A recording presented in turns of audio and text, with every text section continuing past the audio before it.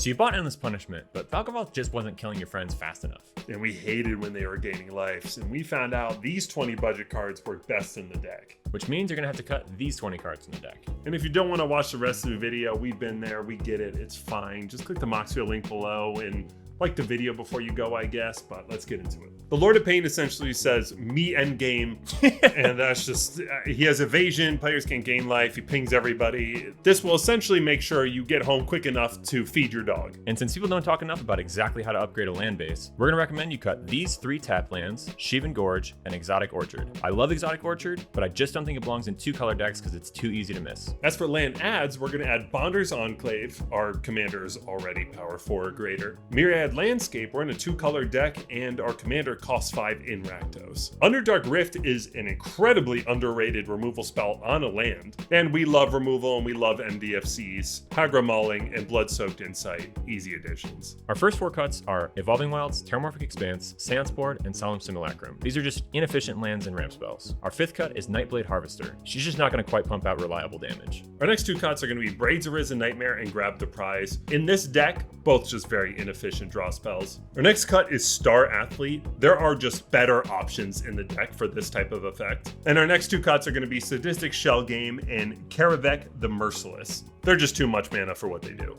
Our next 5 cuts are Cataract Parasite, Bloodseeker, Harsh Mentor, Bastion of Remembrance, and Mayhem Devil. We're not nearly as likely to trigger these on purpose, and when our commander is slugging people for 5 and 6 damage at a time, all these 1s and 2s don't matter as much to me. Same explanation, different 5. Enchanter's Bane, Rampaging Ferocidon, Falcon Wrath Noble, Fate Unraveler, and Mogus God of Slaughter will be our last cuts. And let's get to the good stuff. These are 20 cards, all under budget, that'll guarantee you to take over the spell table. Is that a thing? No, but Whatever. I like you plugging I'm keeping yourself. the take. I'm keeping the take. Our first ad is Descent into Avernus. I love this card. Been playing it in several decks since it came out. Oh my god. The game just ends so quickly and people are happy about it. Every single person is happy to see this card being played. They're like, ooh, treasure? Oh, what? I'm dead?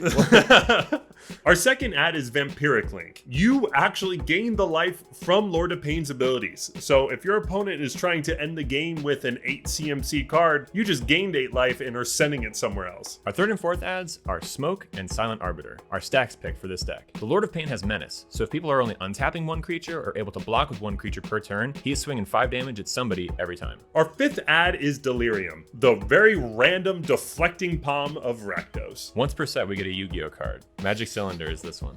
Our 6th ad is Eye of Ozurtak. This is a 3-mana rock, which is perfect to play our 5-mana commander on turn 4, and it's got an interesting upside to potentially let us cast spells for life later in the game. Our 7th ad is Pain Magnification. Lord of Pain lets you selectively throw that damage around to anyone you want, so you can throw the damage at whoever is ahead and have them discard a card. Our 8th and 9th ads are Withering Torment and Curtain's Call. The Lord of Pain triggers every time any player casts their first spell each turn, so giving lots of instants into the deck ensures that we're dealing extra damage on top of the turn player. And Curtain Call is perfect for this because it reduces its own cost, but Lord of Pain will still deal the full 6 to somebody. Our 10th ad is Chandra's Ignition. You can selectively deal 5 damage to somebody, then deal 5 more damage to them and every single creature. This will just wrap up a game so quickly. Our 11th ad is Alexios, Demos of Cosmos. This dude gets out of hand so fast, and even though it looks like he can't be attacking the turn you play him because he doesn't have haste, you're going to pass him immediately after your turn ends, and all 3 of your opponents are going to attack with him on turn 4. He just makes the game all about him.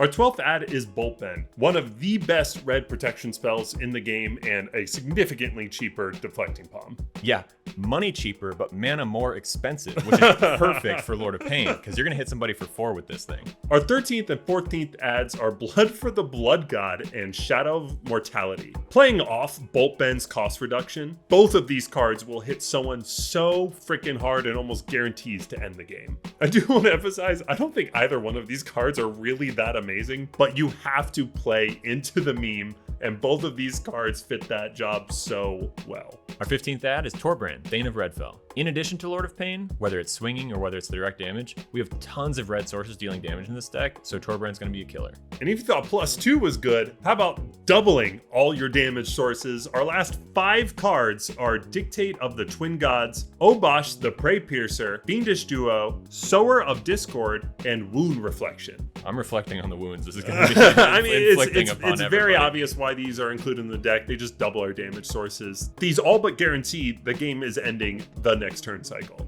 And I can all but guarantee this video is ending right now. Goodbye. Hi, Mom. Yeah, no, we're done.